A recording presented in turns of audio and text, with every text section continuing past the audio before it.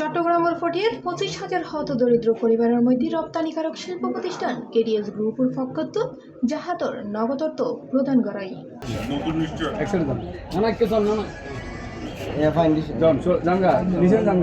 17 তারিখ মঙ্গলবার ফজরত Patiya Khalil mid degree college মাঠত নগদ অর্থ বিতরণ কর্মসূচির উদ্বোধন করে কেডিএস গ্রুপের চেয়ারম্যান ও চট্টগ্রাম মেট্রোপলিটন চেম্বার অব কমার্সের প্রেসিডেন্ট শিল্পপতি খলিলুর রহমান।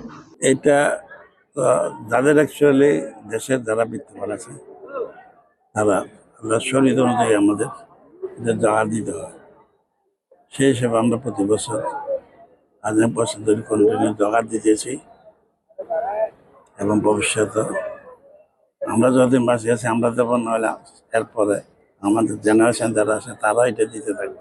পটিয়া উপজেলার জিরি সাইদাই কুসুমপুরা কাশিয়াস আশিয়া ও বরলিয়া ইউনিয়নের 300 গ্রামের 25,000 পরিবারের মধ্যে নগদ অর্থ বিতরণ করা হয়।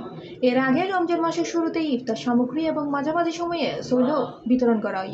ইনশাআল্লাহ প্রায় 25,000 লোককে এখানে আমার বড় ভাই আলহাজকুল রহমান সাহেব 25,000 লোককে জাকাত দিচ্ছে। তো আমি বলবো এই ধরনের যারা আছে বড় লোক আছে বাংলাদেশে, সবাই যদি ঠিকমতো জাকাত দেয় আমার মনে হয় আমাদের দেশে গরিবের সংখ্যা খুব কমে যাবে। জাহাতের নগদ অর্থ বিতরণ হলে উপস্থিত আছেন কেডিএস গ্রুপের ব্যবস্থাপনা পরিচালক সেলিম রহমান, শিল্পপতি আহমদুল হক, বাংলাদেশ মেম্বার কল্যাণ সমিতির কেন্দ্রীয় সেক্রেটারি আবুল হাশেম চৌধুরী, কুসুমপুরা ইউপির ভারপ্রাপ্ত চেয়ারম্যান শওকত আকবর, ব্যাংকার মোহাম্মদ ফুরকান সহ আর বহুত কেউ।